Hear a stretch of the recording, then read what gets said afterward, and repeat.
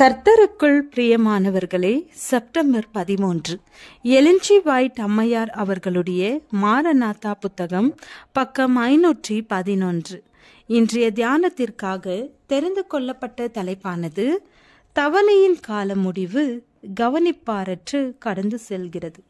வசனம் 1 தெசலோனிக்கேயர் 5வது அதிகாரம் வசனம் 1-2. சகோதரரே, இவைகள் நடக்கும் காலங்களையும் சமயங்களையும் குறித்து உங்களுக்கு எழுத வேண்டுவதில்லை. இரவிலே திருடன் வருகிற விதமாய் கர்த்தருடைய நாள் வரும் என்று நீங்களே நன்றாய் அறிந்திருக்கிறீர்கள். நீதிமான்களும் துன்மார்க்கரும் அவர்களது மானிட தன்மையிலே இன்னும் தொடர்ந்து பூமியிலே வாழ்ந்து கொண்டிருப்பார்கள். திரும்ப பெறக்கூடாத அந்த வாக்கியம் பரலோக கூடாரத்திலே சொல்லப்படும் வரைக்கும் மனிதர் நட்டும் கட்டியும் குடித்தும் புசித்தும் அந்த தீர்மானத்தை குறித்து ஒன்றும் உணராதவர்களாயிருப்பார்கள். ஜலப்பிரளயத்திற்கு முன்பு நோவா பேழைக்குள் பிரவேசித்த பின்பு தேவன் அவனை உள்ளேயும் தேவ பயம் இல்லாதவர்களை வெளியேயும் வைத்து அடைத்தார். ஆனால் அந்த 7 நாட்களும் தங்களுக்கு அழிவு நிச்சயிக்கப்பட்டுவிட்டது என்பதை அறியாத அம்மக்கள் தங்களுடைய விசாரமற்ற களியாட்டங்களிலே பொழுதுபோக்கி நேரிட போகிற நியாய தீர்ப்பை குறித்த எச்சரிப்புகளை பரிகாசம் பண்ணி கொண்டிருந்தார்கள். இப்படியே மனுஷகுமாரனுடைய வருகையும் இருக்கும் என்று மீட்பர் சொல்லுகிறார். அமைதியான நடுராத்திரியில் திருடனை போல எவரும் அறியாதவண்ணம் ஒவ்வொருவருடைய வாழ்க்கையையும் தீர்மானிக்கிற மணிவேலை கடந்து போகும். பாவிகளுக்கு கொடுக்கப்பட்ட இரக்கத்தின் சலுகை எடுபட்டு போகும்.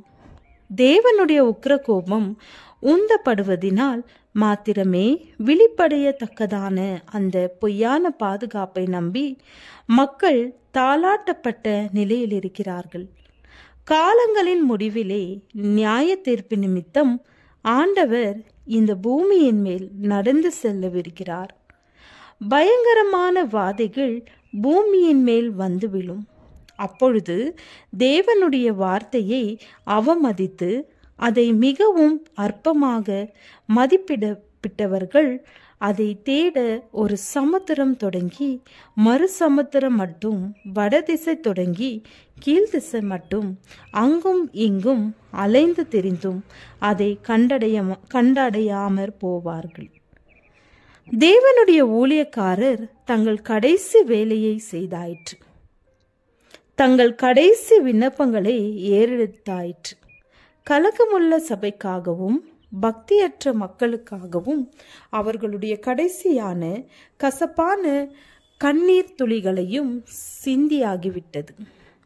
காலங்களை கடந்து வந்த கர்த்தருடைய கண்கள் நம்முடைய காலத்தை பார்க்கும்போது, உனக்கு கிடைத்த இந்த நாளிலாகிலும் உன் சமாதானத்துக்கு ஏற்றவைகளை நீ அறிந்திருந்தாயானால் நலமாயிருக்கும் என்கிறார்.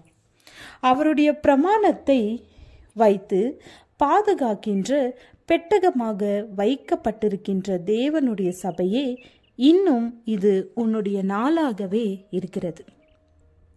நம்பிக்கையின் தவணையின் நாளாக இருக்கிற இந்நாள் அதன் முடிவிற்கு வந்து கொண்டிருக்கிறது. சூரியன் வேகமாக அஸ்தமித்து கொண்டிருக்கிறது. அந்த நாள் முடிந்துவிடும் வரை உன் சமாதானத்துக்கு ஏற்றவைகளை நீ அறிய மாட்டாயோ? இப்பொழுதே அவைகள் உன் கண்களுக்கு மறைவாயிருக்கிறது என்கிற மாற்ற முடியாத அந்த நியாய தீர்ப்பு உன்மேல் சொல்லப்பட வேண்டுமோ? ஜெபம். தேவனே, சுத்தமான இருதயத்தை என்னிலே சிருஷ்டியும், நிலைவரமான ஆவியை என் உள்ளத்திலே புதுப்பியும். ஆமென்.